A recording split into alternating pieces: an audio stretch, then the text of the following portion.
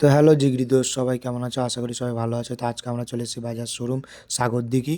তো আমরা যাই হোক ভিতরে ঢুকেই কে গাড়ি কিনবে তাই তোমাদেরকে সবাইকে দেখাচ্ছি। তার মামু এখানে এখানে বসে বসে দেখো এই টাকা গুনছে আর হাসছে মুচকি মুচকি।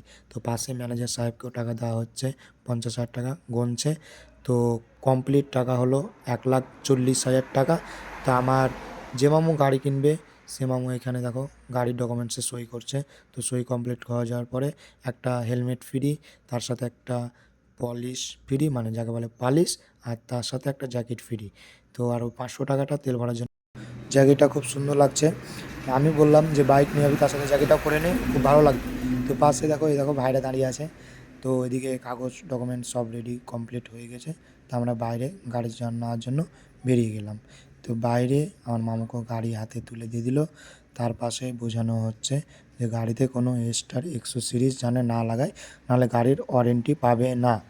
একদম ভালো করে ক্লিয়ারভাবে বুঝিয়ে দিয়েছে। তো এখানকার সবার ব্যবহার খুব সুন্দর, ভালো। আর কেউ যদি বাজাজ কোম্পানির গাড়ি নিতে চায় তো সাগরদিঘি শোরুমে অবশ্যই কন্ট্যাক্ট করো, খুব ভালো ব্যবহার। তো আমি এখান থেকে ব্লগ শেষ করলাম।